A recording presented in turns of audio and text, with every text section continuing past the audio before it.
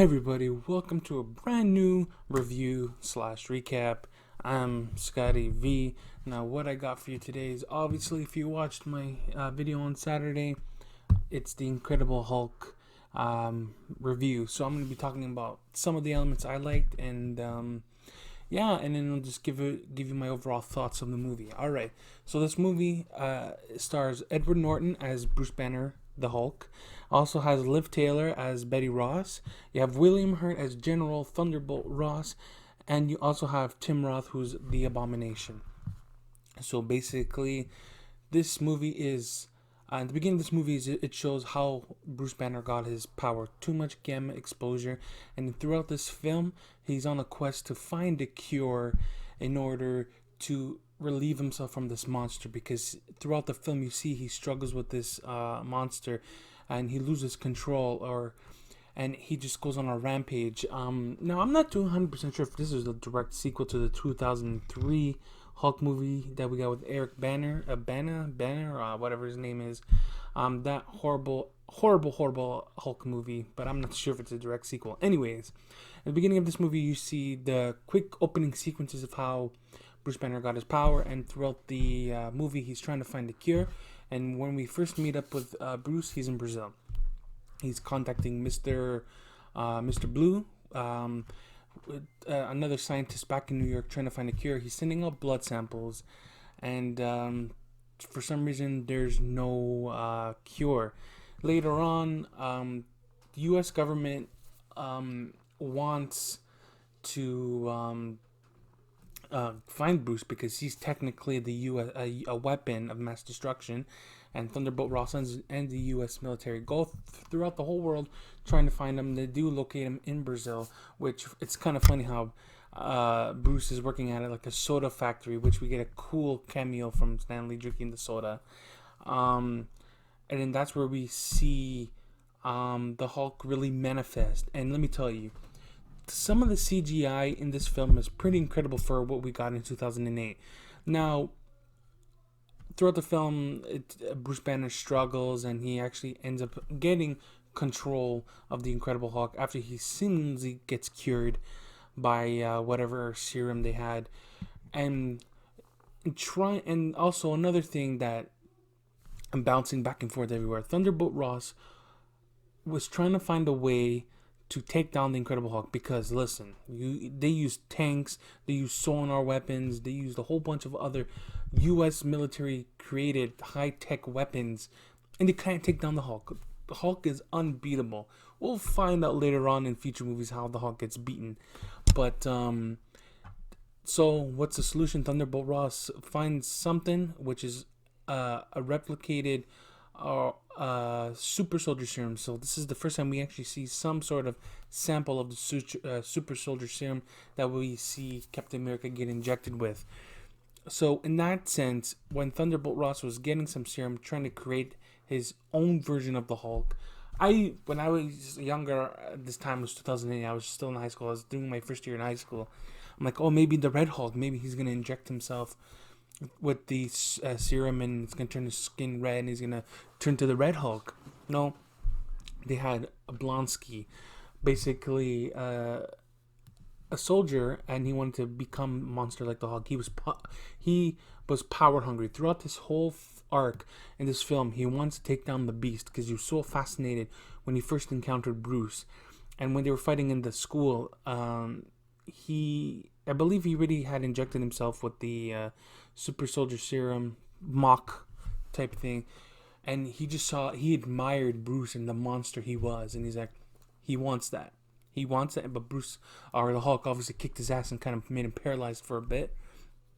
And also William Hurt, General Ross, made the serum and created the Abomination. And this film was filmed in Toronto, where I'm from. So you can, if you are a Canadian and you live in the Toronto area, you'll see some references to what I'm talking about. But that final battle in Brooklyn, with the Hulk and Abomination, was incredible. The choreography was great. It was well thought out, and also the CGI. There's really not much going for this film besides Edward Norton's performance as Bruce Banner, and the story that the Marvel universe was trying to tell with the Bruce Banner. We haven't got a Hulk movie since, but overall, Edward Norton as Bruce Banner, he was believable. Um, he to me he looked like a Bruce Banner in a different universe, because later on he would be recast. The Hulk would be recast to Mark Ruffalo, which I see more comic book accurate Hulk in my eyes. Also, that Bruce Banner seems like a great, or excuse me, Edward Norton seems like a great alternate version of the Hulk, like a what if story. Maybe they didn't recast Edward Norton; they kept Edward Norton throughout the MCU, which I don't think he wanted to keep going because they had two different ideas on what they wanted to do. So Edward Norton is believable as Bruce Banner in an alternate universe, I think. But I felt his sympathy. I felt him struggling. I felt the pain. I felt him like, hey, I have a disease. I have a monster. I want to get rid of it. I don't want to live my life like this. Every time he gets angry, he hulks out and breaks everything in the world, right? So he was believable in that sense. And also the original Hulk, Lou something. Let me see. I have his name here. Lou Figueredo. I can't even pronounce his name. He was the original Hulk in the TV series. He played a security guard, and he was also the Hulk voice, from my understanding. We also get who else do we have here? It's kind of funny. We get a scene where the Hulk or Bruce Banner was in some like computer room, and we see the Martin Starr, who plays a computer nerd. Later on, he will be in the Spider-Man movies as a teacher. So that was pretty cool how they retconned that. Um, Overall, Liv Taylor as Betty Ross, I believe there because the last time I saw her in a movie was Armageddon. I can't remember any movies in between I saw her in, but the last movie I saw her in was Armageddon with Bruce Willis and Ben Affleck. Um, Tim Roth was coming out of Lie to Me, which was a great show. That show was basically him reading people's body language, which is pretty cool. So him as Abomination was pretty awesome. I believe that I felt his anger. He really brought the anger to the character, which like I want that power. He doesn't deserve that power. I'm gonna take his power, and I'm gonna be a better version of what he was. Obviously, that wasn't the case because you know what happens when you're power hungry. You do stupid things and you want to be better than everybody else, which that's not how it works. No one's better than anybody. Um, and also, I want to talk about William Hurt's performance as General Ross. He, like I said, with the Abomination, I really believed him. He really loved his country. I really believed that on him. He wanted to serve his country. He wanted to take down this monster that hurt his family, basically, almost killed his daughter. He wants revenge, and he wants to take him down. So I believe those actors were well picked, which out of all these actors, I think William Hurt was the only one that came back for a future role, which was Civil War.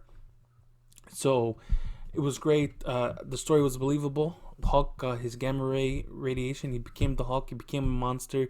He was trying to find a cure, but during the process of finding a cure, people were attacking him. And later on, he did find a cure, but that cure didn't work. But he ended up controlling the Hulk, which was cool and fun. Which I find a battle scene with cars flying everywhere, missiles, and nothing was hurting anybody. So overall, when I first watched it back 2008, I didn't like it too much because I really didn't like the Hulk too much.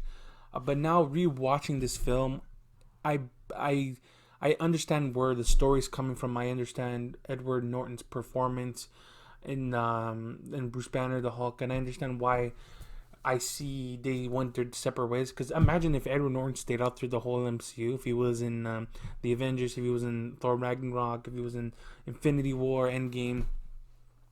So yeah, overall, I enjoyed this film. I'm gonna give it about a 7 out of 10, just because it's not as good as Iron Man, but it's right underneath it. So overall, 7 out of 10. I really enjoyed it. I highly recommend it. If you guys haven't watched Incredible Hulk, go watch it. Don't watch if you want to watch from beginning to end. Start with Iron Man and the Hulk. Like this, you don't. If you start watching Avengers: Infinity War or Endgame, and then you go back to the Hulk, you're like, oh, what's going on? I don't understand what's really going on. So 7 out of 10. I really enjoy it. So next week my review will be Iron Man 2. I did get some feedback from a few people, so they told me why am I stopping at 13 is because we have reviews from Doctor Strange John. But I did listen to some of the feedback, so I will be doing the whole MCU. And if it still has the same effect on me than when I watched it the first time. Alright guys, that's it for me this week. I'll see you again on Saturday. Make sure you like, share, subscribe. Tell all your friends about this video and YouTube channel. I'll see you soon. Be good. Go be a superhero. Take it easy.